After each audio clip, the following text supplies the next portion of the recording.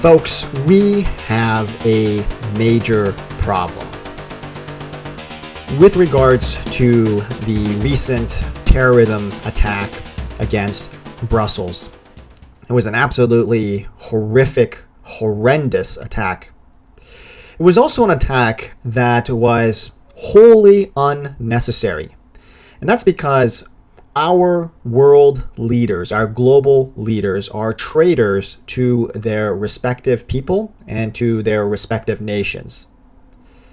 Terrorism isn't just an isolated act of fanatics. That is the message that the global leaders would have you believe, that all people are basically the same except for a few radicals. No. My friends, not everybody is the same. There are certain things, like certain cultures being more productive than other cultures. I mean, that is just an absolute fact. If we were all the same, we would all have the same results. That is clearly not the case. You know that's not the case because when you go to other countries, you'll notice that things are run differently. And you can make an assertion whether things are run better or worse. In many cases, if you're an American and you go abroad, I'm not talking to England or something, but I'm talking go really abroad to developing nations, you will find that things are run in a very inefficient and corrupt manner. That's just the way it is. And then you come back to America and you realize, you know what? God bless America, because there are many problems in America, but we do freedom and liberty the best. There's still a lot of work to be done, clearly, but compared to other nations, and especially compared to developing nations, we do freedom the best. We absolutely do. America is a beautiful and very, very tolerant country. But we also, at the same time, in regards to this tolerance, we also have to have accountability. And we have to have a certain standard. We have to draw a line somewhere in our tolerance. There are certain things, there are certain actions, there are certain behaviors, and there are certain ideologies that can no longer be tolerated because they represent an existential threat to our civil liberties and our way of life.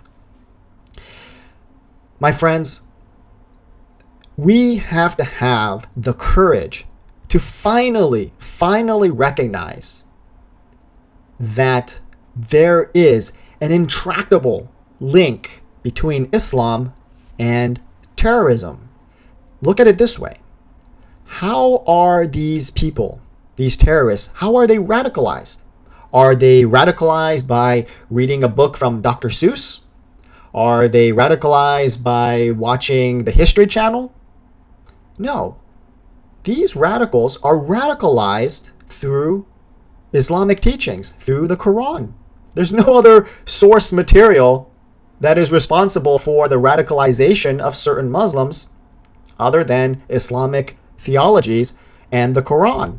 That's it. There's no other source material for radicalization. And because of that, there is, again, an intractable link between the teachings of Islam and terrorism. The beauty in all of this is that we can eradicate terrorism once and for all. The problem isn't having Muslims repudiate terrorism. There's a lot of Muslims that repudiate terrorism. That's not the issue. What we need in order to get rid of terrorism is for the leaders of Islam, the imams, to gather together and reform Islam, and to recognize that the violent teachings of Islam were part of a historical context that may have been relevant 1,500 years ago, but have absolutely no place in modernity. We can take the example of Judaism and Christianity. Jews and Christians today do not follow Leviticus law, some of the extremes of Leviticus law, because they are no longer relevant today. We don't stone people for adultery or for crimes of morality. We don't do that There is zero place for such laws and such punishments to be executed in today's society. The thing about the law, the thing about Leviticus law, is that it was meant to show that man is hopeless to redeem himself under a perfect standard, and that we need a Messiah, a Savior, to cleanse us of our imperfections. That's what Leviticus law, the whole purpose of that, was to show that man cannot survive, cannot live under a perfect standard unless he is redeemed by a redeemer.